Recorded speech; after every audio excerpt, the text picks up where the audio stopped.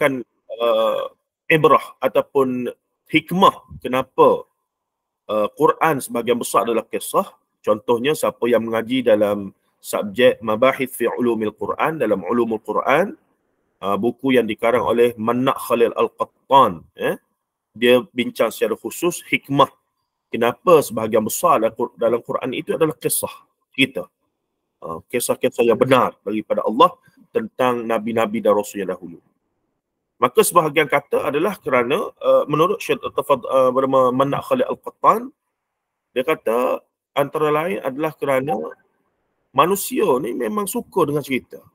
Mereka sangat mudah terpengaruh, mudah percaya, mudah terhibur dengan cerita, kisah. Sebab tu dalam tradisi orang Melayu ataupun tradisi bangsa-bangsa lain pun mereka ada legenda, lipolara, mereka ada cerita-cerita rakyat dan seumpamanya. Hatta folklore dalam tradisi barat lah yang menjadi kemudian kepercayaan. Macam Hindu-Buddha bermula daripada epik, bermula daripada dongeng yang kemudian menjadi teologi ataupun menjadi satu sistem kepercayaan akidah mereka. Bermula daripada cerita-cerita. Cerita-cerita yang nak describe kenapa kilat berlaku. Oh, kilat ni ada satu Tuhan yang hebat sedang merejam gitu gini. Mereka lah spekulate sebab tak ada panduan wahyu. Kita orang Islam nasib baiklah ada Quran dan hadis, maka banyak benda gaib yang sudah dijawab oleh Allah Azza wa Jalla. Tapi mereka yang tidak ada panduan daripada wahyu, mereka spekulat tentang apa saja yang tak boleh dicapai oleh mereka punya panca indera. Di luar benda-benda gaib, mereka spekulat dan mereka reka cerita dan akhirnya menjadi agama yang menyimpang lah. Of course. Baik, itu asasnya. Jadi mengetahui hal itu dan kemudian kita berguluman dengan masyarakat kita, orang Melayu yang sangat suka pada cerita. That's why ustaz-ustaz yang masyhur, ustaz-ustaz yang sangat mendapat tempat, ustazah yang mampu mengalirkan air mata, yang mampu bercerita dengan baik, memang diminati dan berpengaruh dalam masyarakat kita. Tabiatnya begitu, tuan-tuan. Secara tabiatnya, psikologinya manusia mana-manalah termasuk orang Melayu memang begitu. Dia bersentimen terlebih dahulu sebelum akal dia berfungsi itu, dia bersentimen terlebih dahulu. So, rupanya pula dalam tradisi Islam sendiri, rupa-rupanya perihal tentang penglipuran qusas ataupun wa'is memang ada.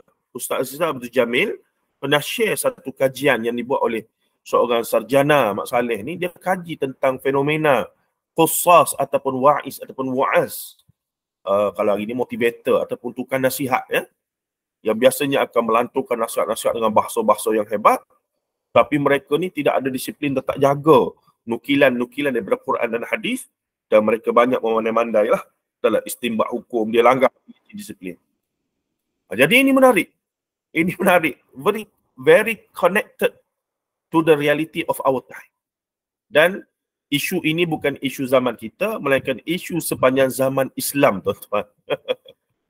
Ini menarik, saya syorkanlah baca bahan-bahan yang saya kemukakan tadi. Ada lagi dalam online apa semua, Ustaz Sriza pun ada lagi apa semua.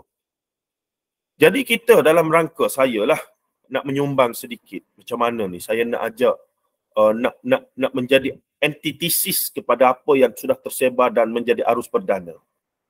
Daripada aliran tradisional sampailah aliran arus perdana yang diterima secara mass, termasuk yang masuk TV adalah mereka yang pandai, ustaz of course, ada latar belakang agama sikit, walaupun tidaklah sampai peringkat tertinggi, tapi boleh cakap agama, satu. Yang kedua, mereka fasih, bercakap-cakap, khususnya di depan kamera. Saya pernah masuk radio, IKIM, saya pernah dipanggil TV Hijrah, TV3, TV1, dan kriteria mereka ini adalah pandai bercakap depan kamera, tuan-tuan. Penerbit yang ketandusan nak cepat cari orang yang sanggup boleh bercakap depan kamera ni, bila dia panggil kita sekali, dia tengok kita boleh kontrol, kita boleh pandai jaga timing, kita boleh berinteraksi dengan kamera dengan bagus, dia akan terus panggil kita walaupun topik tu bukan topik yang kita mahir. Itu pengalaman saya. Saya pernah ke TV Hijrah kerana topik Hamka. So saya rasa saya ada bacaan yang sedikit pada masa tu membaca agak banyak tentang Hamka dan nak cakap tentang basic tentang Hamka, saya rasa saya okey. Saya pun pergi. Tapi setelah dia tengok kita ni macam dia lah penilaian dia tengok bagus kita punya apa. So next dia terus panggil, boleh tak Ustaz minggu depan Ustaz datang cakap pasal Syekh Said Ramadan Al-Buti. Saya kata tak boleh. Di Malaysia ni ramai anak murid direct Syekh Ramadan Al-Buti. Saya tak layak. Termasuklah mufti wilayah masa tu Dr. Zubakri. Saya kata jemputlah dia. Kami dah cuba tak dapat. So saya pun bagi cadangan beberapa nama, akhirnya Dr. Rumaizuddin daripada USIM mereka panggil. Alhamdulillah. Dr. Rumaizuddin memang menulis pasal Syekh Al-Buti, biografi dia. Begitu pula minggu depan dia panggil lagi, Ustaz boleh tak cakap tentang Syekh Dr. Wabah Mustafa Az-Zuhaili yang juga baru meninggal sebelum itu. Nampak tak? Maksudnya orang TV ni dia akan panggil siapa saja yang dia ada kontak dan pada dia orang ni boleh cakap depan kamera. Walaupun orang ni layak ke, tak layak ke, orang ni memang bidang dia ke, dia okey ke, itu nombor 2, nombor 3 dah. Tak kira dah. Dan semenjak tu saya macam sedikit reserve dan banyak tolak lah. Banyak tolak sebab ialah bukan bidang kita. Macam mana nak pergi bercakap tuan-tuan? Itu memang satu benda yang nak seronok masuk TV boleh lah. Memang seronok lah. Tak kira masuk TV, dapatlah famous, orang kenal sikit apa semua. Macam seronok lah. Tapi memikirkan cara mereka panggil tu tidak ada kriteria tadi, saya kata tak boleh lah. Saya tolak-tolak, lama-lama dia tak panggil lah. Gitu, itu secara asasnya. Jadi untuk antitesis kepada hal tersebut ataupun nak datangkan satu dia kata alternatif. Macam mana ni? Sebab masyarakat kita memang cukup takjub dengan cerita-cerita yang pelik, yang gaib, yang ajaib. Dan sebahagian besar daripada kita saya tahu membesar dengan membaca mastika, termasuk saya. Bahkan sebahagian daripada apa yang saya baca dalam mastika 20 tahun, 25 tahun dulu, masih ada dalam kepala ni. Bayangkan tuan-tuan. Betapa besarnya pengaruh yang namanya majalah mastika. Kalau ada siapa-siapa nak share tak? Betul ke tidak apa saya kata ni? Tolong, mohon. Ada tak siapa-siapa nak kata betul ataupun tak setuju dengan apa yang Betul Ustaz. Saya setuju, saya pun baca juga. Ada seronok lah kan, memang itu bacaria, mastika, apa lagi, macam-macam lah. Dan kebanyakan cerita adalah khurafat, tahyul dan seumpama. Tapi sebab mereka nak bisnes apa semua begini, terpaksa make up cerita tu. Dan masa saya berkhidmat di Karangcraft, orang lama dia dulu bacaria, tak silap mereka ada majalah bacaria, ada pun bukan majalah, surat khabar bacaria. Mereka mengaku, 2-3 orang lah, saya tak sebut nama, mengaku kami dulu Ustaz, wartawan kalau kami tak ada cerita, tak ada story nak masukkan dalam paper tu, dia akan create lah. Macam kita hari ni lah, orang dah buat konten untuk TikTok apa semua tu. Dia akan create. Macam mana? Pergi ambil surat khabar ke, jerami ke, bakar, duduk tengah-tengah padang belakang, di belakang apa nama, belakang mereka punya studio ke, belakang mereka bangunan, ambil bakar, lepas tu tunjuk, di sinilah lembaga itu muncul. Ramai-ramai duk tunjuk situ. Jadi bercampur aduk benda khurafat ni. Al-khurafat apa? Al-mustamlahul makdzub, benda yang benar-benar dusta dan tidak ada asal Quran dan Sunnah, tapi benda tu biasa bersabit dengan benda gaib, make up story. Jadi oleh kerana masyarakat kita ni suka benda sakti, benda luar biasa, benda gaib, benda ajaib, kebal, boleh meraih, berjalan atas air, hidup tanpa jantung 20 tahun,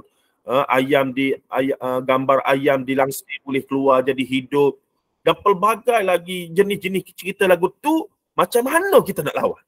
Macam mana kita nak bagi alternatif? Macam mana kita nak bagi nak antitesis, nak lawan mereka dari sudut intelektualnya, nak lawan mereka dari sudut kita kata membina naratif baru, iaitu membiasakan masyarakat dengan kisah-kisah cerita juga yang gaib, yang ajaib, yang luar biasa, yang ghairu ma'qul, yang khawariqul adah, menyalahi adat, ghairu ma'qul, yang tidak logik di akal, yang biasa orang sedap dengar cerita-cerita lagu tu lah. Cerita-cerita luar biasa, yang menarik, yang kita kata ada sensasinya, tetapi ianya sahih daripada Al-Quran dan hadis-hadis Nabi SAW. Dan ternyata hal tersebut memang sudah menjadi perhatian ulama-ulama Islam buat sekian lama. Bukan tak ada, dah ada dah. Cuma wallahualam lah kenapa ustaz-ustaz kita tak terfokus, dan sebahagiannya dah buat tapi mungkin zaman tu zaman tidak ada internet apa semua lagi dan mereka pun belum diberi perhatian apa semua itu. Maka dalam memikirkan hal tersebut, tiba-tiba dalam carian saya di internet apa semua, Allah Ta'ala jumpakan dengan satu buku dalam untuk cari Qisasul Anbiya, Qisasul Ghaib apa semua ni, jumpalah satu PDF buku yang bertajuk Qisasul Ghaib fi Sahihil Hadis An-Nabawi. Cuba saya cari sekarang ya. Okey, jap saya cuba share di sini. Your entire screen nak. Okey. Okey, saya menulis. Nampak ke saya share screen tu? Nampak. Nampak ya?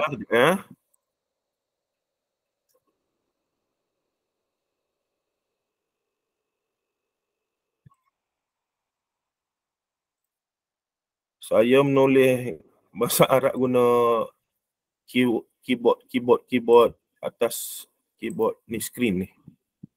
Okey, kita cari tengok ya. Qisasul Ghaib. Ghaib. Fi Sahih Hadithun Nabawi. Mana ثا يعني معنى الثاني حديث النبوي. Okey. Kita tukar balik.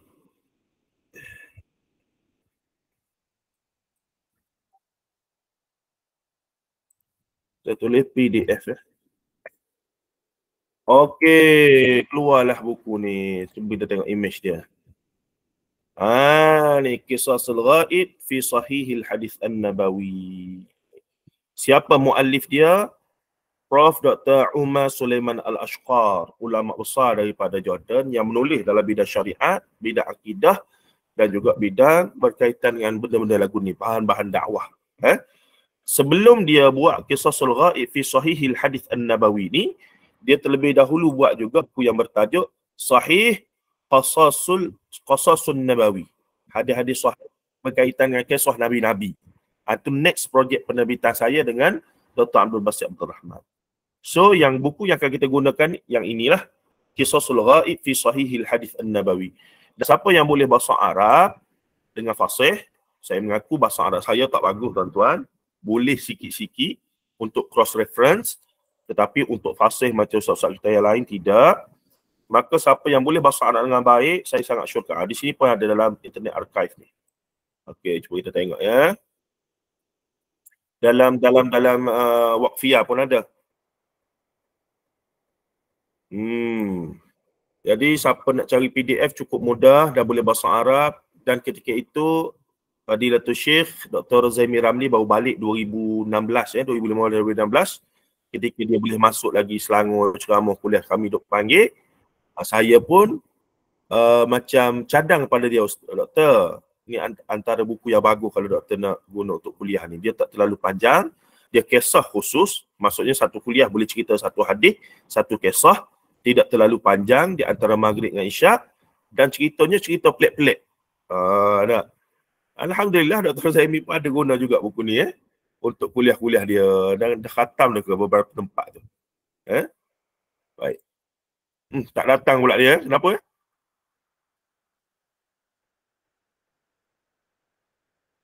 Ni datang lah.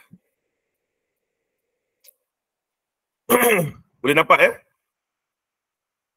Boleh nampak tuan-tuan? Boleh. Nampak Ustaz? Inilah buku dia. Bolehlah cari nanti ya. Siapa yang boleh bahasa Arab dengan baik, boleh cari. Dan syarah dia pun cukup panjang, lebih banyak detail dan seumpamanya. Kemudian buku ini telah diterjemahkan dalam bahasa Indonesia dengan tajuk Kisah-Kisah Ghaib dalam Hadis Sahih. PDF-nya pun dah ada dah sebenarnya. Ni yang Indonesia. Yang ni yang Indonesia. Ni dia punya ni, ada juga kita guna. Dan kemudian ni yang baru dia. Dalam bahasa Melayu pun dah ada. Kemudian saya telah ambil dan ringkaskan ikhtisar. Sebab dalam ni dia sekali dengan syarah panjang. Saya ambil, saya ringkaskan hadis, terjemahan, takhrijul hadis. Terus kita masuk kepada durus wa ibar, iaitu kesimpulan daripada hadis pelajaran. Yang syarah panjang-panjang tu kita tak masukkan. Ataupun kita masukkan sebagai poin sahaja. Sebab tujuannya untuk dijadikan silibus pengajian untuk semua ustaz-ustaz, sahabat-sahabat kita ni. Saya nak seramai mungkin guna waktu mengajar di surah masjid, iaitu mula cerita benda-benda pelik, benda gaib, benda ajaib, benda luar biasa, benda yang ghairu ma'qul, benda yang khawarikul adah, tapi sahih daripada hadis Nabi sallallahu alaihi wasallam. Itu dia punya gagasan, itu dia punya cita-citanya. Alhamdulillah, ustaz apa nama daripada Perlis tu, yang pindah pada Perlis, Uwais Qarni guna. Beberapa ustaz yang saya kenal di kawasan tempat saya duduk ni pun ada guna. Alhamdulillah, saya cukup besar hati akan sebut. Mula-mula saya terbit sendiri. Kemudian dia ada 51 kisah, tapi saya hanya buat 40 hadis sahih kisah gaib ajaib.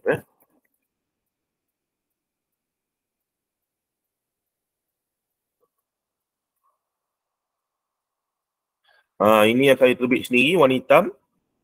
Dalam 2000 naskah jugalah terjual ketika itu kawan-kawan cuba jual, saya pun buat daurah pusing jugalah Malaysia ni untuk nak bawa gagasan ini supaya lebih ramai asatizah yang sudi guna buku kita ni. Saya dah sediakan silibus untuk mereka kuliah di surah masjid. Kemudian setelah 2 tahun saya serahkan kepada Telaga Biru. Telaga Biru terbit selepas 2 tahun dalam 3000 naskah, 4000 naskah dicetak habis. Kemudian saya tarik balik dan kemudian yang baru ini kita serahkan kepada Dr. Basit. Saya gabung dengan dia dan saya serahkan kepada syarikat Alim Rabbani yang terbit buku Almarhum Tok Guni Aziz. Ni. Ini jadilah gini. 51. Balik pada asal. Dr. Basit guna buku saya ni. Dia kuliah di masjid dia. Tapi dia guna bahasa Arab. Dia suruhlah jemaah ambil yang terjemahan saya ni.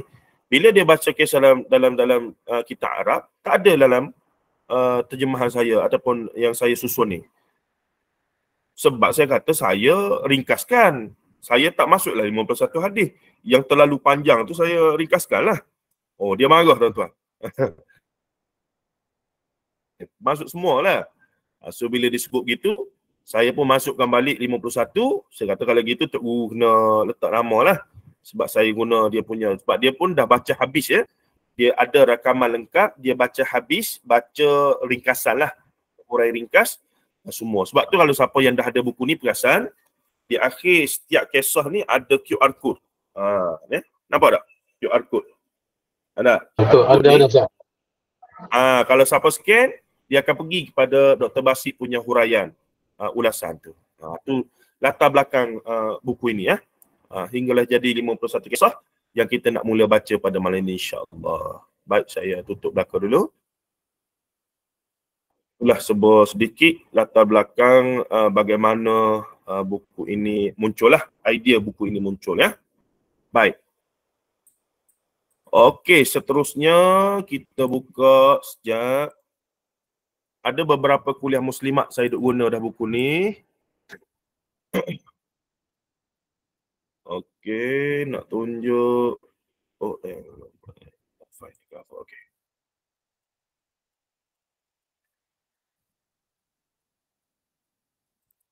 Window. Ni dia punya cover lengkap lah. Buku ini. Alhamdulillah cantik jugalah. Okey, kalau kita tengok belakang tu kita panggil blurb Dalam ilmu penerbitan, belakang ni kita panggil blurb ataupun bahasa Melayu dia. Siapa tahu bahasa Melayu dia apa belakang ni? Dia panggil rangsang sari. Rangsang sari.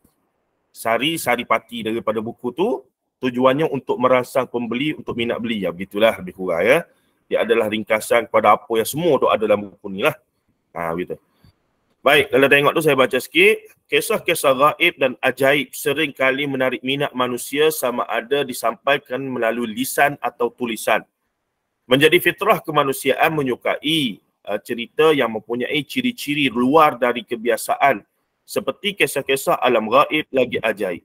Namun tiada jaminan sesuatu kisah bersifat ghaibiyat adalah sahih, melainkan ia bersumberkan daripada penguasa dan pencipta alam gaib itu sendiri, iaitu Allah Subhanahu wa Ta'ala. Sumber anak kunci perbendaharaan alam gaib ataupun istilah Quran mafatihul ghaib, yang tunggal adalah Al-Quran atau hadis yang sahih sahaja. Sering kali juga kisah-kisah gaib dan ajaib dijadikan modal ceramah oleh para penceramah agama dan motivasi kerana sifatnya yang mampu menarik perhatian dan mempengaruhi pendengar. Namun sering kali juga kisah-kisah yang disampaikan tanpa sedar adalah riwayat palsu berbentuk Israiliyat, hadis palsu yakni al-maudhu' dan atau fitnah sejarah berkaitan dengan peristiwa dan tokoh. Sudah sampai masanya masyarakat kita didedahkan kepada kisah-kisah gaib dan ajaib yang sahih bersumberkan Al-Quran dan Al-Hadis sekaligus mampu mendeburkan keimanan kepada alam gaib daripada terus dikhayalkan dengan kisah-kisah gaib yang pelik, ajaib dan tidak dapat dipertanggungjawabkan sumber asalnya. Buku ini adalah satu himpunan daripada kisah-kisah gaib yang bersumberkan hadis-hadis sahih yang merupakan ringkasan dan adaptasi daripada kitab asalnya yang bertajuk Qisasul Ghaib fi Sahihil Hadits An-Nabawi karya Profesor Dr. Umar Sulaiman Al-Ashqar rahimahullah yang meninggal pada tahun 2012 tempoh hari. Semoga para penceramah, pentazkirah dan juga masyarakat dibiasakan dengan kisah-kisah gaib lagi ajaib daripada sumber yang sahih berbanding terus dibiasakan dengan kisah-kisah yang sebaliknya. Jadi itulah perjuangan kita yang kalau tuan-tuan dan perempuan ingin jadi sebahagian daripadanya, kalau kenal mana-mana ustaz, penceramah di surau taman kita apa semua, yang nampak dia setiap kali mari tak tahu nak ceramah apa, macam confused apa semua, why not kita syorkan kepada mereka, ustaz, ustaz pandai cerita, ustaz pandai ceramah, sedap ustaz cerita. Apa kata ustaz guna buku ni? Itu cadangan saya ya. Itu cadangan saya. Ustaz-ustaz kita ni kadang-kadang bukan tak ada ilmu tuan-tuan ya. Ada ilmunya. Bukanlah mereka ni jahil. Kalau jahil tak jadilah ustaz tu. Cuma kadang-kadang ialah manhaj, suasana sekeliling pengaruhi mereka. Saya duk bayang kalaulah ramai-ramai ustaz kita yang popular, yang macam-macam nama, mereka stick kepada menyampaikan kepada masyarakat petua-petua, panduan-panduan beramal, ambil daripada Riyadus Salihin ni sahaja. Tak payah kitab-kitab lain dah. Riyadus Salihin itu pun sudah cukup selamat dan baik. Setiap kali mereka update status ke apa semua, mereka hanya quote hadis daripada Riyadus Salihin. Sudah cukup baik berbanding dengan mereka ambil daripada entah mana-mana itu. Jadi betapa moleknya kalau kita boleh jadi sebahagian orang yang mengislahkan mereka, memberikan islah yakni membaik, bukan membaik pulih, menambahkan ataupun menaik taraf, memberikan kebaikan, menambah kebaikan bagi diri mereka itu untuk jadi lebih baik. Jadi saya rasa kita ada tanggungjawab tersebut. Saya, bahagian saya lah, saya fikir macam mana nak bagi alternatif, usaha terbit buku, usaha ni, pergi berpakat dengan Dr. Basit, pergi berpakat dengan Ustaz ni, gitu begini, dan seumpamanya pergi berpakat dengan penerbit, semoga buku ni lebih luas digunakan dan seumpamanya. Berpakat dengan Abang Zaim untuk buat kelas sini, ni Abang Zaim yang offer untuk kelas ni saya pun saya tak minta pun dia offer. Dia kata bolehlah buat kelas. Oh, okey. Begitu. Dah, kebetulan tak ada kuliah malam ni apa semua, boleh. Jadi, tuan-tuan dan puan-puan rahimahullah, ada lebih kurang 50 lebih bersama kita ni. Saya membayangkan kalau setiap daripada kita, kalau kita ni tak reti berhujah, kita tak reti nak yalah kita tak ada confident nak berdakwah secara verbal, tambah-tambah yang kita tengok agak menyampaikan cerita pelik-pelik apa semua ni adalah ustaz-ustaz kita sendiri. Why not? Dapatkan buku ni, pergi hadiah pada mereka. Ataupun tuan-tuan adalah pengurusi surau masjid. Ini penting. Saya sangat syorkan sahabat-sahabat yang ada fikrah dakwah nak lakukan islah, tajdid, yakni melakukan, bukanlah membuang yang lama dan ambil yang baru langsung ya, tapi melakukan islah lah, reform. Reform tu bahasa yang sangat lebih pula. Melakukan sentiasa penambahbaikan dari semasa ke semasa, kena pegang jawatan tu. Kalau ada peluang jadi pengurusi surau masjid, jadilah. Nah, paling tidak saya sendiri pun terlibat dengan surau taman saya ni. Kita bawa budaya dauratul hadis. Ramai kita bawa ustaz-ustaz kita dulu. Masyarakat tak pernah didedahkan. Apakah itu pengajian hadis, bagaimana majlis samak hadis dengan hadis 40 sampai khatam. Di hujungnya bila habis ada ada makan-makan, kami golek pula. Oi, ramai datang, beratus orang mari.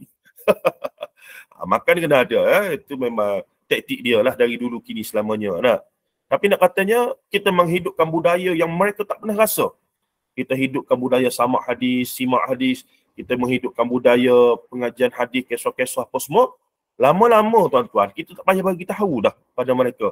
Yang ni sahih, yang ni tak sahih, yang ni bid'ah, yang ni apa. Tak perlu. Automatically mereka sendiri tahu. Yang ni macam tak betul ni, tak ada asas dalam agama ni. Automatically. Kita tak perlu bagi tahu dah yang ni boleh, yang ni tak boleh, yang ni bid'ah, yang ni tak perlu. Bila mereka dah didedahkan sistem bagaimana agama ini berfungsi, bagaimana tradisi keilmuan dalam Quran dan tradisi keilmuan Quran dan hadis berkembang dan mereka jadi part of it, termasuk dah dalam tradisi itu mereka dalam majlis dengan hadis satu hari daripada pagi sampai petang, habis diijazahkan dan seumpamanya, diberikan keterangan, dihuraikan apa semua. Alhamdulillah. Bila AJK ni faham, marilah label apa benda pun dia orang senyum saja tuan-tuan. Oh, Ustaz Zahiruddin tu gini. AJK surau saya akan senyum saja. Oh, okeylah, tak apa. Dah. Sampai tahap tu. Walaupun mereka tahu saya ada benda-benda saya tak setuju, mereka masih buat sebahagian lah. Mereka duk tahlil ke apa semua. Saya kata biarlah. Tapi mereka tahu saya tak, dan mereka tak kata saya tak betul. Gitu. Pada saya, wallahualam, itu satu kejayaan lah. Maksudnya kita boleh fahamkan mereka. Bila saya bersikap begitu, ia adalah sebahagian daripada keluasan yang dibenarkan dalam agama. Dia mesti melalui tradisi keilmuan. Tak boleh. Dia tak boleh melalui perbalahan apa semua. Memang itu tak boleh, tak jadi. Makanya saya syorkan. Tuan-tuan sekalian yang ada peluang jadi putri UMNO, bukan ketua wanita ke, ketua muslimat ke, ketua wanita surau ke, masjid ke, jadilah. Ambillah peluang atas dasar nak dakwah, nak dapat nak islahkan, nak dedahkan. Paling tidak seumur hidup mereka kita nak bagi peluang untuk mereka tahu apakah itu tradisi dalam keilmuan hadis, keilmuan tafsir, tadabbur Quran dan seumpamanya. Kerana sebahagian besar masyarakat kita tak pernah terdedah pun. Walaupun mereka duduk hari-hari di surau masjid, duduk dengar kuliah, tapi sebahagian mereka tak pernah dengar apakah itu tadabbur Quran.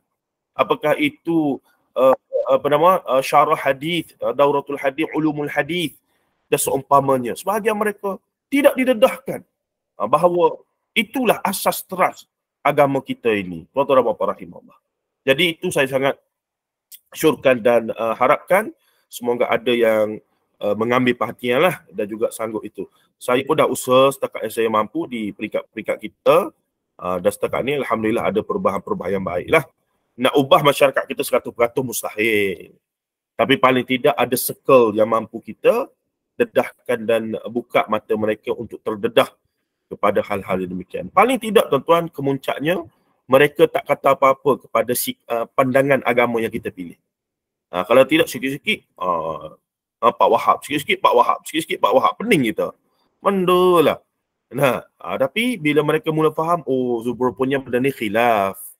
Dalam bab fiqh ni khilaf je, tak apa masalahnya. Dah nak pilih lagu tu lah. Tak ada isu. Alhamdulillah kita kata. Dah, gitu. Baik. Okey, kita masuk sikit ni bahagian depan dia. Kalau tuan-tuan boleh tengok. Saya harap semua nampak lah. Kejap.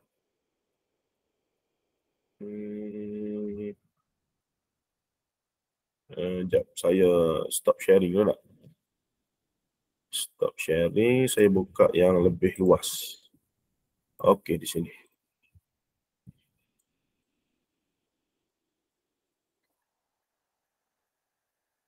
Okey, nampak ya? Nampak. Okey. Nampak. Okey, terima kasih. Ni tak penting lah. Baik, ini isi kandungan. Kalau malam ni kita boleh berhabis isi kandungan ni pun dah cukup bagus dah ya.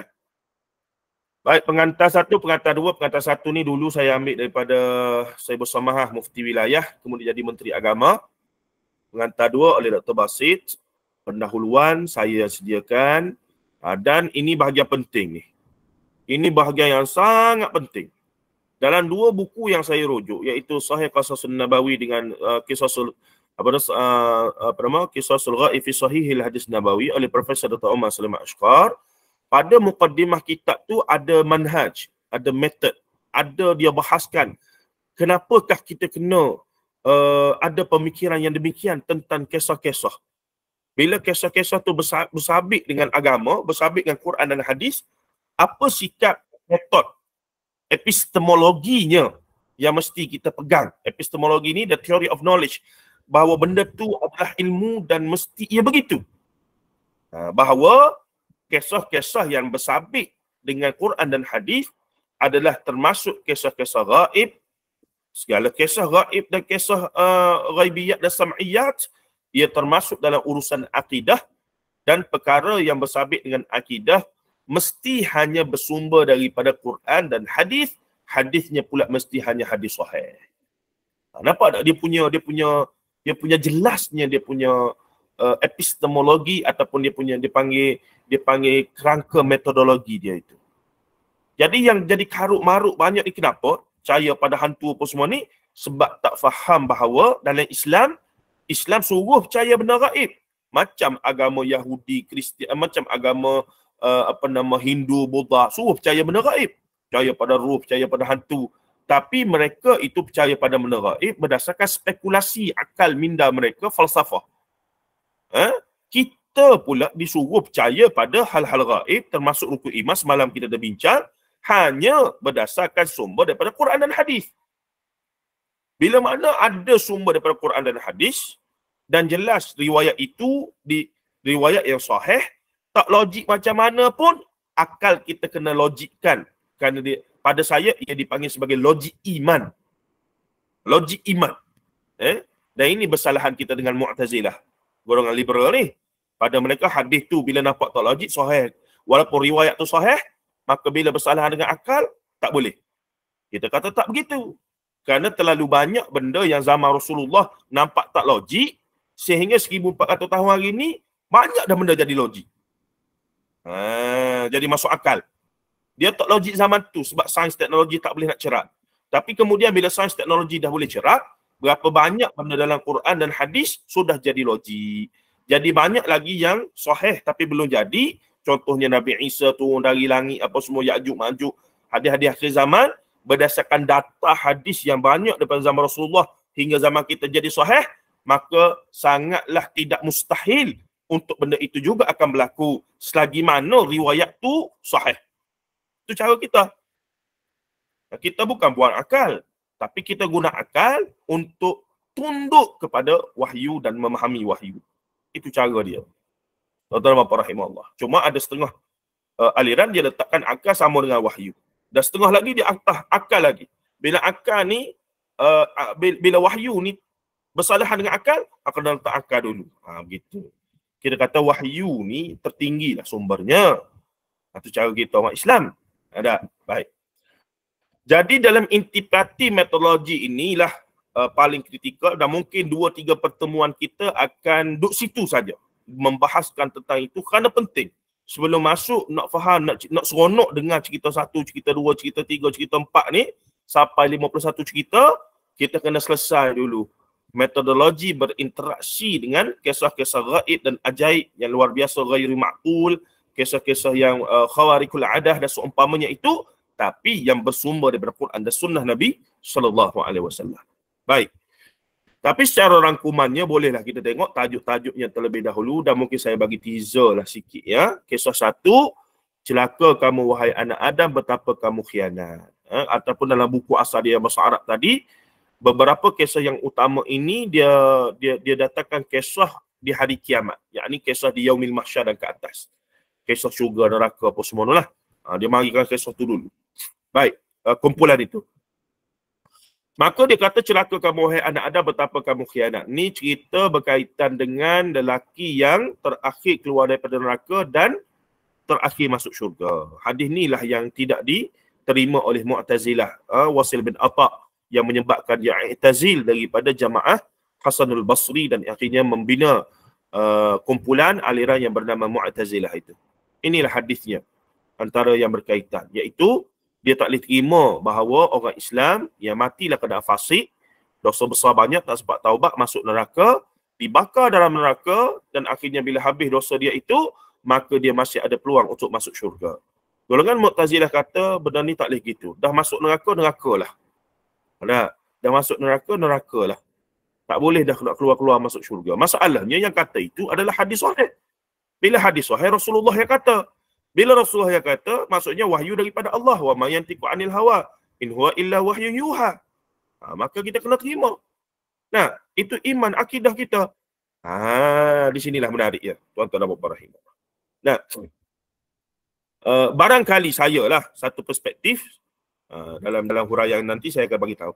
Barangkali golongan Mu'tazilah ni mereka berniat baik, iaitu mereka tak nak nanti muncul orang Islam yang take things for granted. Take things for granted, iaitu tak apa kita ni dosa besar ke, masuk nak minum arak, judi, berzina ke apa semua, mati tak sempat taubat. Kalau kita masuk neraka pun, asalkan kita tidak syirikkan Allah, nanti masuk syurga balik. Mungkin ada orang yang berpandangan begitu. Dan memang ada pun, bukan tak ada. Golongan Murji'ah sebagai contoh. Murji'ah. Memang begitulah. Dia anggap dosa besar ni bukan apa-apa. Tak apa. Okey je. Ada Ustaz. Dia berpegang bahawa I ni walaupun tak pakai tudung, walaupun LGBT, walaupun maknya apa semua, tapi hati I baik. Hati I solehah. Walaupun I tidak berkerudung di luar, tapi hati I berkerudung. I tidak pernah mengumpat pada orang. Tengok tu. Cara dia faham tu ya. Jadi itu pun realiti. Dan Dr. Aizam Mas'ud, dia punya master, bincang tentang Murji'ah ni. Dan telah diterbitkan oleh PTS pun, dia punya tesis itu membincangkan tentang Murji'ah dengan kajian kes terhadap artis-artis di Malaysia.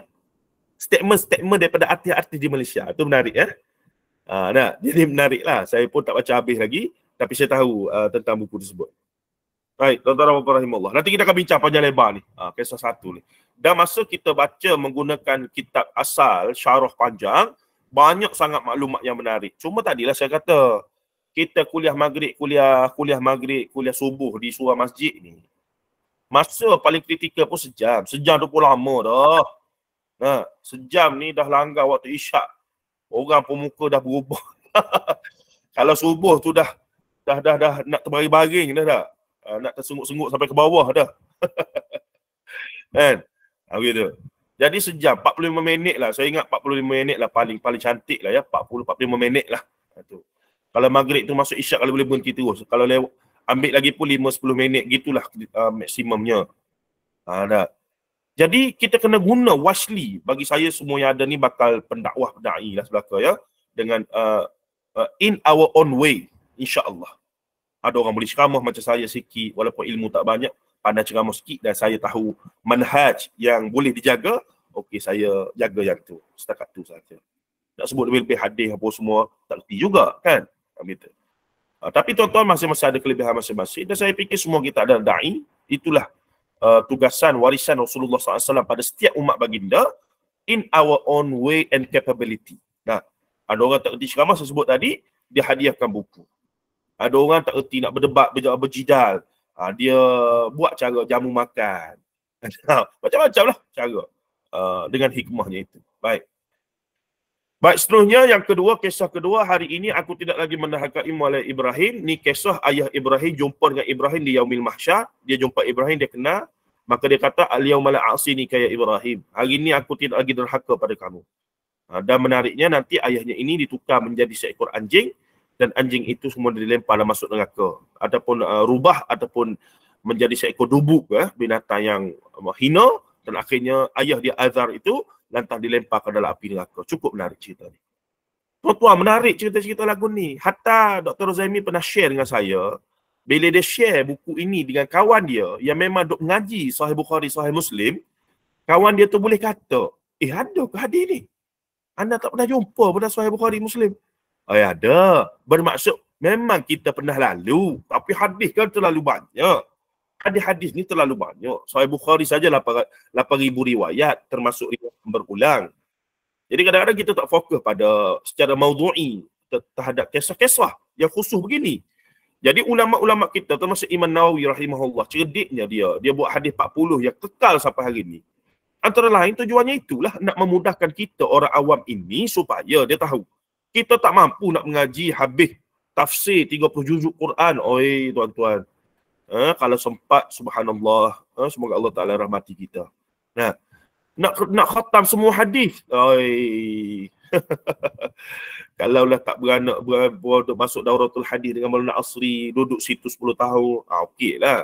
Boleh lah. Nah. Jadi imam-imam, ulama-ulama, sarjana-sarjana kita memudahkan dengan menyusun hadis-hadis secara maudhu'i ataupun secara tematik.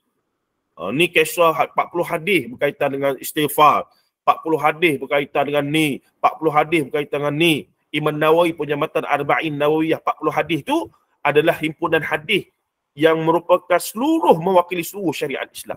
Soalnya Imam Nawawi nak kata, kamu ni walaupun sepanjang hidup kamu ni tak sempat sangat nak mengaji Quran, hadis, tafsir apa semua gitu begini, paling tidak pastikan kamu khatamlah mengaji hadis 40 Imam Nawawi ni.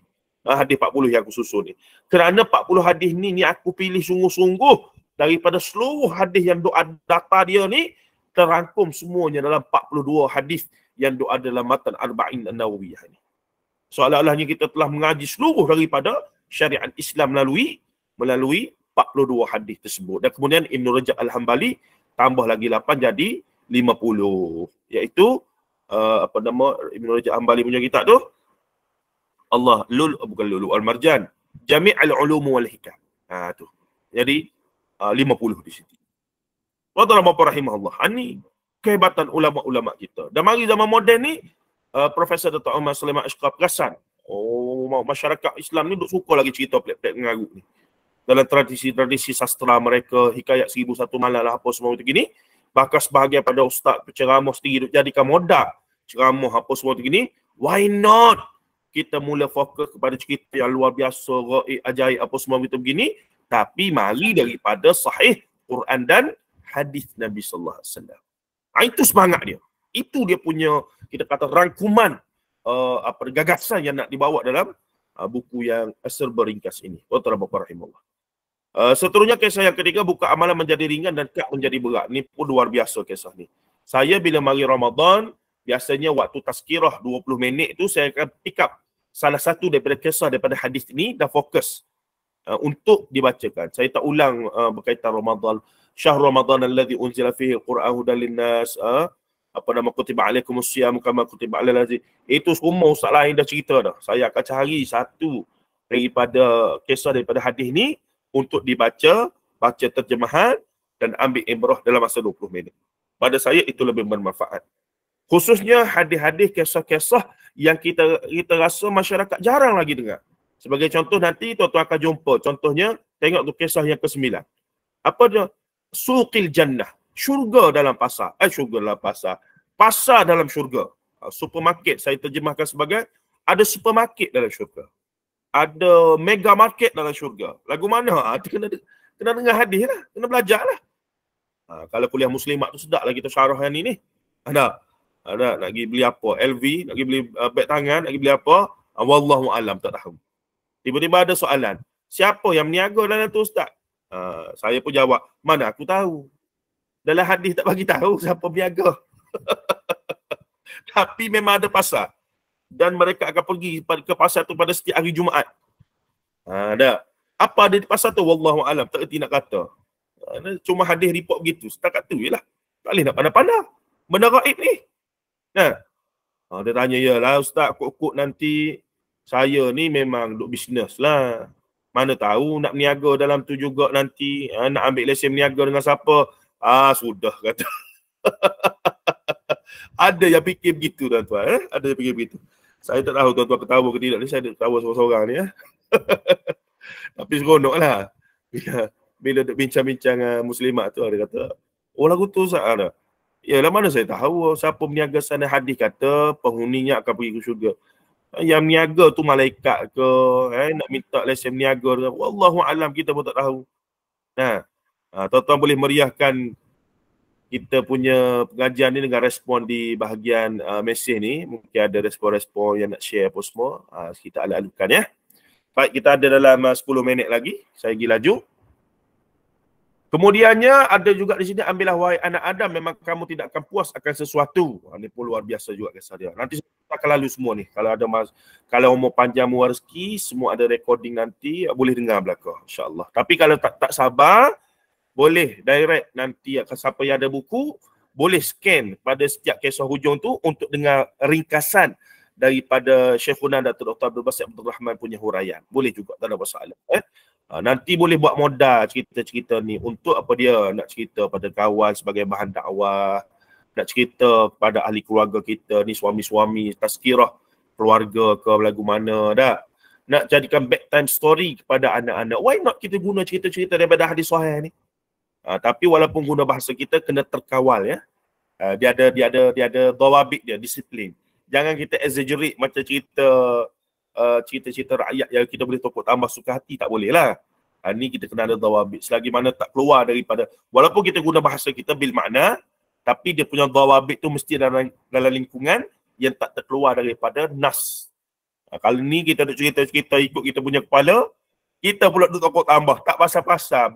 Asalnya kisah sahih, kita duk tokok tambah, jadilah cerita khurafat tahayul pula. Waliyadzubillah min dzalik ya. Dan itulah permulaan daripada cerita-cerita lipu lara, cerita-cerita yang palsu dan mengarut yang berkembang dalam masyarakat kita sebelum ni pun, masyarakat Islam seluruh ni. Baik, katanya lagi di sini apa dia? Cerita berkaitan dengan, kenapa kamu membunuhnya? Ini cerita berkaitan dengan golongan yang dibunuh, manusia yang dibunuh atas muka bumi. Di akhirat, di yaumil mahsyar, mereka akan pimpin pembunuh dia ke hadapan Allah Ta'ala. Kisah yang ketujuh, khuludun fala mauta. Ahli syurga dan neraka diberitahu kepada mereka bahawa mereka akan kekal dan tidak akan mati sampai bila-bila. Dan dinyatakan suasana masa tu, ahli syurga dan ahli neraka pun masing-masing histeria lah, suka, gembira ahli syurga. Ahli neraka yang kekal, khuludun fala mauta, yang kekal akan keluar sampai bila-bila. Ta'udzubillah min dzalik.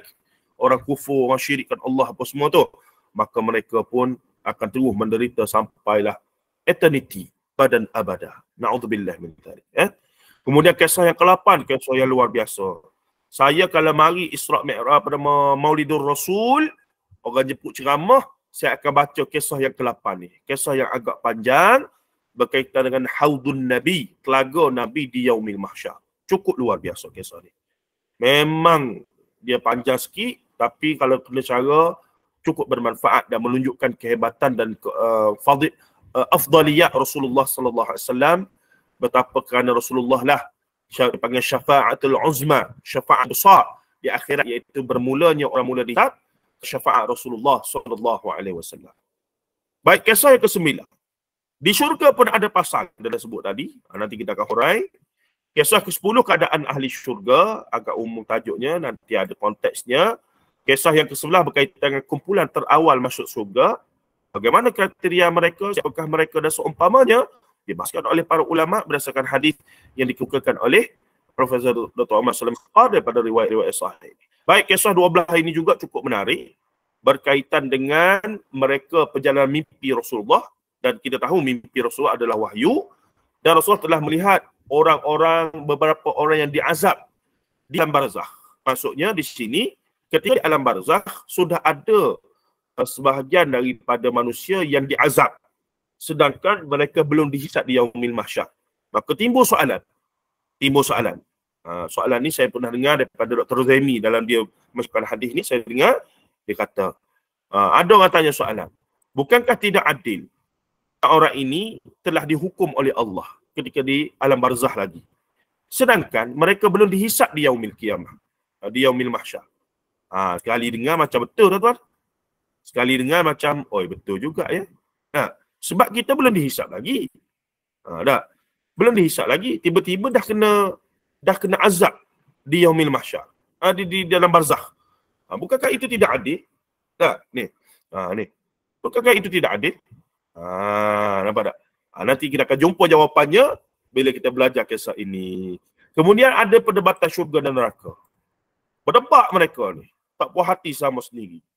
Hingga Allah datang untuk menyelesaikan perdebatan mereka. Dengar yang ni tuan-tuan. Pelik sungguh kita ni.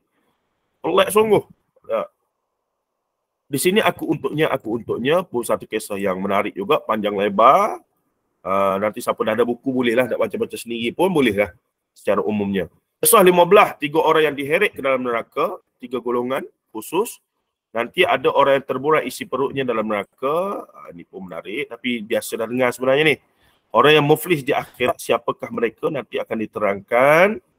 Khilaf tentang kematian kerana ta'un. Kerana di sana ada hadis bahawa ta'un, makanan ta'un adalah antara ciri ahli syurga.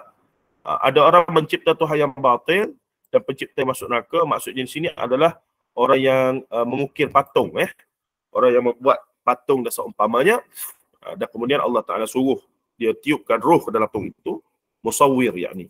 Dan seumpamanya. Kemudian di sana ada kisah berkaitan dengan manusia pertama yang mendengar tiupan sangkakala. Siapakah dia? Dan of course dalam 10 tanda besar kiamat, beberapa tanda 789 ke 6789 sebenarnya dah tak ada orang Islam pun. Tak ada dah orang yang walaupun dalam hatinya ada sekelumit iman. Maksudnya ketika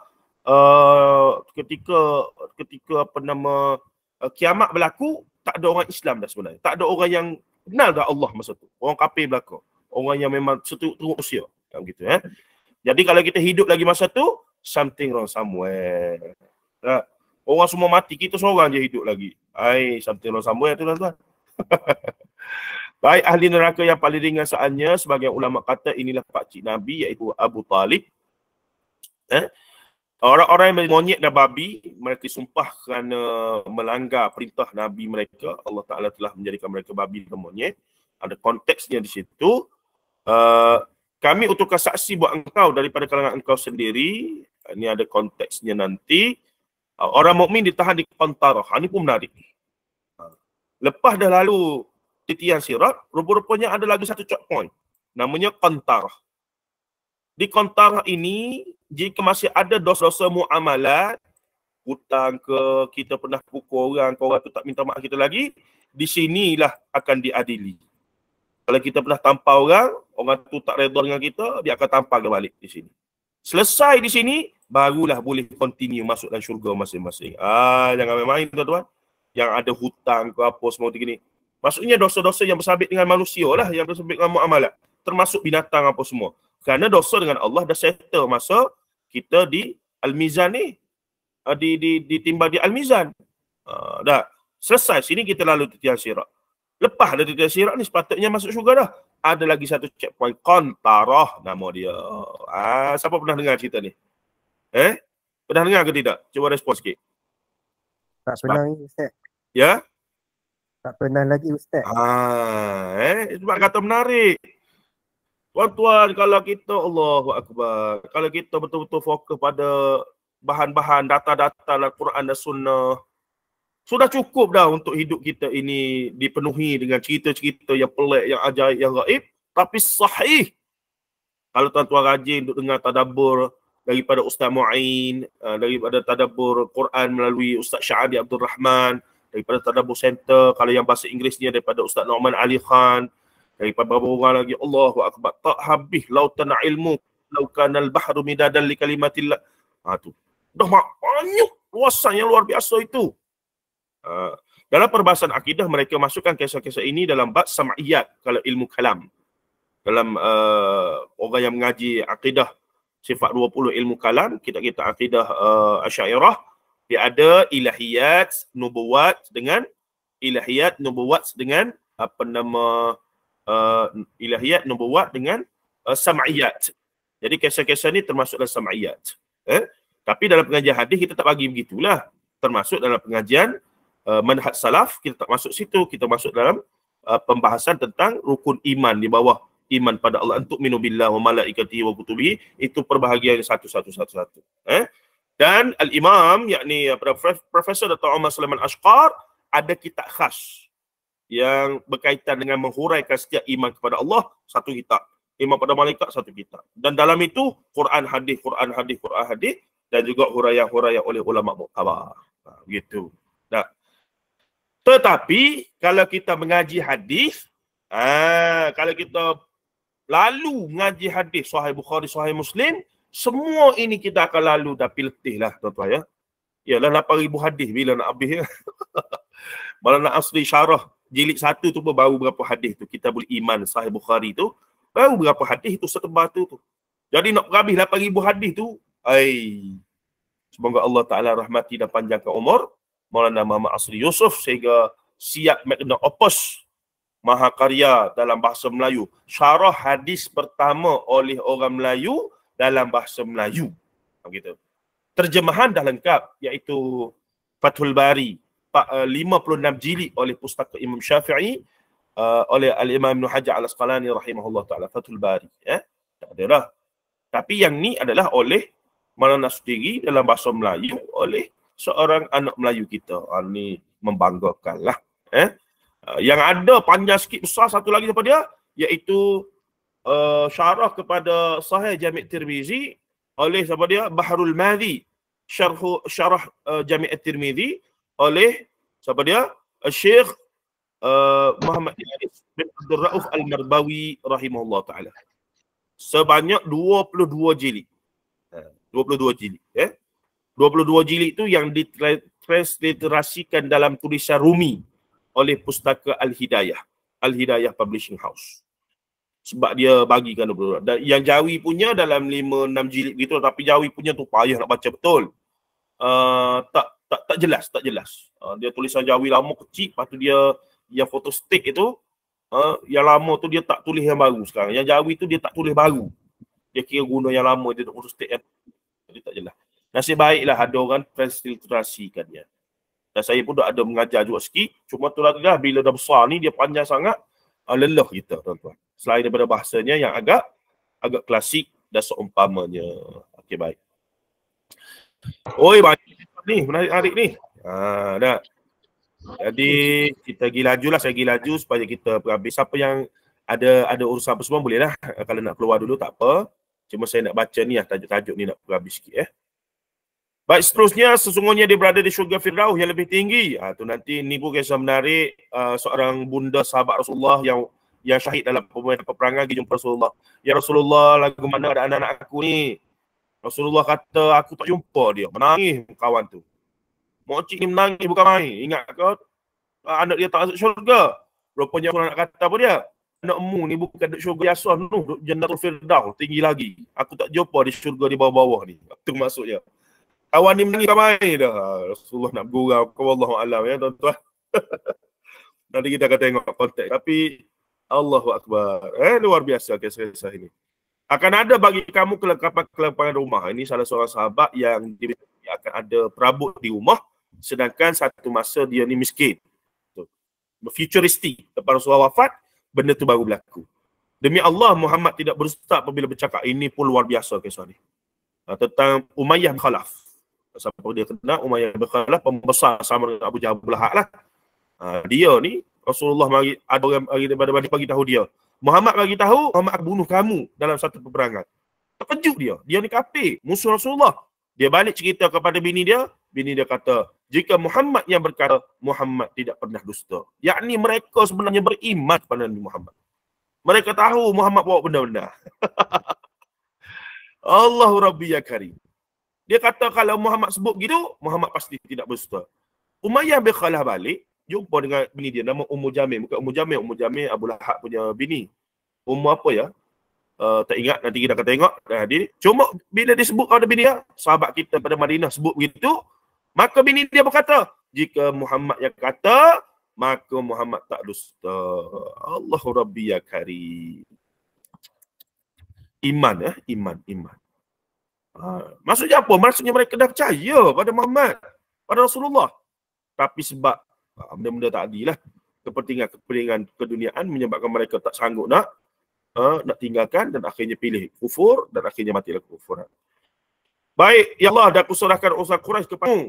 Ini saya tak ingat lagu mana. Jika kau mahu, aku timpakan mereka dengan gunung ini yang kisah Rasulullah dakwah di Taif. Berdoalah agar aku menjadi sebahagian daripada mereka. Ni pun saya tak ingat dah. Lama tak lalu situ. Daripada Isra' Mi'raj ni semua kita maklum. Roh mereka dalam tembuluk hijau ni golongan yang syahid. Roh mereka dalam perut burung. Rumah mereka adalah sarang-sarang mereka tergantung di arash. Mereka duduk dalam ni, keluar, masuk syurga untuk makan minum, bebas keluar masuk. Malaikat dawai makan syurga. Tetapi ada yang tak boleh masuk dalam syurga. Siapa? Roh orang mati syahid yang ada hutang, tak berbayar lagi. Ini dah banyak manfaat dia lah. Berkaitan dengan orang mati syahid, berkaitan dengan orang berhutang. Banyak dia punya fawaid daripada hadis ini sebenarnya. Nanti kita tengok. Perjalanan mati. Dari riwayat Ahmad dicerita bagaimana roh malaikat tu orang ambil keluar daripada kepala, bawa kain, tadah. Roh pun keluar, macam air keluar daripada teka. Malaikat pun ambil kalau roh ni naik. Udkhulu fi Allahumma salli ala Muhammad. Maka malaikat akan meraihkan naik ke langit begini sehinggalah berlakunya fitnah kubur, ditanya soalan-soalan dalam kubur nanti oleh oleh siapa dia? Dalam kubur? Tak ingat lah. Siapa malaikat dalam kubur yang akan tanya kita ni? Bukan nakir. Bukan nakir. Saja jatuh nak suruh bercakap sikit. Padahal tak ingat sungguh saat ni tu. Baik, seterusnya dia kata sini berita tentang sebuah tartar terhadap dunia Islam pun sudah ada, Rasulullah bagi tahu dan Rasulullah describe, kemudian betul-betul berlaku. Tapi ulama di Baghdad ketika itu sampai kata apa dia? Sampai kata mereka ni adalah Dajjal. Bukan Dajjal. Ya'juj dan Ma'juj. Punya dahsyat mereka dia. Baik, jangan engkau menyakitinya, semoga Allah menyakitimu. Ini tentang huril ain, bidadari syurga yang melihat lelaki soleh yang dizalimi oleh isteri mereka. Maka bidadari daripada syurga tu duk tengok, dia duk kata, mu ni duk buat macam-macam kat suamimu. Mu tak tahu ke dia tu adalah bakal suami aku di akhirat kelak. Bukan main ya. Jadi, masuk cerita ni saya kalau ramai muslimat serba salah selalu. Ada. Tapi ini cerita-cerita yang cukup menarik tuan-tuan. Cukup menarik. Tengok bagaimana keadaanmu apabila Ahjar Az-Zait, nama satu tempat di Madinah, tenggelam dengan darah. Iaitu bila berlaku peperangan yang melibatkan sama-sama orang Islam. Sama-sama sahabat bahkan. Apa sikap kamu terhadap apa yang berlaku itu? Ini. 38 sikit lagi nak habis dah. Orang-orang yang diterima oleh semua golongan di bumi, ini saya tak ingat konteks dia. Tak ingat, nanti kita tengoklah. Kalau boleh aku ingin berada di tempat mayat ini. Ini berlaku bila di zaman fitnah akhir zaman. Sampai kau hidup kata, baik aku yang mati duduk dalam kubur tu. Daripada aku terpaksa tengok fitnah-fitnah Dajjal apa semua itu gini. Perangan Gunung Emas ni berlaku di di hari hujung ketika mana zaman fitnah. Iaitu emas-emas keluar dan manusia pada zaman itu berperang kerana nak cari gunung emas tu. Maksud gunung emas ni secara maknawi ke secara hissi wallahu alam. Maksudnya gunung emas betul ataupun secara pelambangan setengah orang dia hurai dia kata petroleum tu lah emas hitam. Wallahu alam kita bila tak tengok jelas benda tu kita jangan duk pandai-pandai nak spekulit lah. Lama-lama duk istihad Dajjal dah keluar dah seumpamanya pening pula kita. Dia kata Dajjal ni adalah menantu kepada Donald Trump. Al-Mahdi ni adalah anak Hashim, yakni anak kepada Raja Abdullah Jordan hari ni, macam-macam lah. Fida al-Ahla as-Sara ad-Duhaimat ni ada kontek-kontek dia. Itu dia. Al-Mahdi akan dibincangkan nanti. Malhamah Panuloka Konstantinopel tentang Tamim Ad-Dari yang berjumpa Dajjal. Kisah Ibn Sayyad yang mengaku ada kelebihan Dajjal sehingga ada sahabat duk sangka dia adalah Dajjal, anak seorang Yahudi. Tapi kemudian Ibn Sayyad telah masuk Islam bila dia besar. Ni perkara yang berlaku ketika dia kecil. Dia mendakwa dia mendapat vision-vision yang tertentu dan dia duk cakap benda macam-macam. Rasulullah dan para sahabat pergi mengendap dia. Pergi duk mengendap ni. Dan mak dia tengok. Nampak Rasulullah dan sahabat-sahabat duk mengendap budak ni. Mak dia pun bagi tahu Ibn Sayyad, Muhammad mari tengok kamu tu. Bermaksud Ibn Sayyad tak tahu pun Rasulullah mari mengendap dia. Jadi macam mana nak kata dia ni tahu banyak perkara-perkara gaib? Nampak tak? Pengajaran daripada hadis tu. Kemudian kemunculan Dajjal, seorang alim dari Madinah yang berhadapan dengan Dajjal ni menarik. Dia kena bunuh, kena belah dua. Belah dari atas ke, belah dari bawah, wallahu alam, tak tahu. Tetapi dia dihidupkan semula. Dajjal tanya dia, kamu nak mengaku tak aku Tuhan kamu ni, aku hidup? Dia kata, tak, aku lagi yakin kamu adalah Dajjal. Sebab apa yang kamu buat pada aku ni, hadis Nabi sebut dah. Bermaksud, orang yang selamat daripada fitnah Dajjal adalah orang yang menggenggam hadis dan sunnah Nabi. Addu alaiha bin nawajis. Bayangkan tuan-tuan. Ni petunjuknya antara lain. Menarik cerita ni. Nanti kita akan tengok. Nanti kita akan tengok. Minta maaf, saya jadi semangat sikit ni. Nah, tu. Kemudian turun Nabi Isa, semua orang tahu. Sifat dia turun. Dengan dua malaikat bersayap, lagu mana begitulah. Turun, rambut panjang dia menitik lagi air. Dan Imam Mahdi and the gang tengah nak solat subuh. Dia turun jadi imam. Nanti kita akan tengok cerita dia. Peruntuh Kaabah berkaki bengkok. Ada orang kata, oh ni sebenarnya adalah, siapa dia? Perdana Menteri atau Presiden Amerika sebelum ni, yang hitam, yang Afro-American tu. Obama. La ilaha illallah. Obama dia. Tengok-tengok sekarang Obama tak jadi presiden dah. Macam mana tu? Dia kata, salah lah. Ijtihad salah lah dia kata. Sebab tu tak boleh berspekulasi, pandai-pandai berijtihad dengan benda raib yang bakal berlaku akhir zaman. Tak boleh. Tak ada keperluan pun kita untuk kita duk tebak-tebak. Orang ni dajjal, orang ni begitu, orang ni kesesatan. Wa'iyadzubillah. Banyak ajaran sesat, itu modus operandi dan punca asbab musabab jadinya. Akhirnya pengembala kambing yang mengembala kambing dan tak sempat nak cari kambing dia lagu mana, kiamat pun berlaku dan kisah kiamat. Wallahu alam. Itulah semua rangkuman kisah-kisah yang berkaitan dengan kisah yang bakal kita lalu dalam buku ini. Bagi yang tak sabar, yang nak tahu, nak ambil kisah yang penuh dalam ni, maka bolehlah baca sendiri apa semua. Cuma nanti lapiklah dengan huraian-huraian guru kita dalam contoh Dr. Basit yang dah ada dalam setiap buku ni. Hujung dah ada dia punya QR ni. Kalau ada siapa dapat kan, ada QR ni, boleh scan, boleh tiru dengan dia punya apa ni.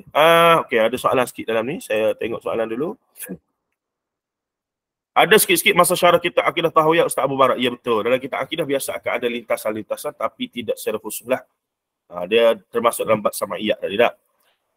Adakah sama Qatarah dengan Al-A'raf? Wallahu a'lam. Pertama kali saya dengar konsepnya itu. Mungkin saya akan boleh tanya lanjut lah kawan-kawan atau guru saya nanti tentang Qatarah dan Al-A'raf ya. Syarah Bahrul Mazi 10 tahun. Ya Ustaz Bashir, betul. Zufairi kata 51 kisah ini memang ada Sahih Bukhari ke? Sebahagian besar yang dinukilkan dalam buku ini adalah daripada Sahih Bukhari ataupun Sahih Muslim ataupun kedua-duanya. Tetapi ada juga yang luar daripada itu dan sebenarnya bila diteliti ada juga yang statusnya sedikit menjadi perbincangan ulama. Ada. Khususnya bab Mahdi apa semua tu ada perbincangan lanjut lah. Kalau kita pergi betul-betul kalaulah sahabat guru-guru kita yang memang bidah hadis tu, mereka akan pergi rinci lagi, kita akan nampak. Tapi kita ni bukan sampai tahap tu lah.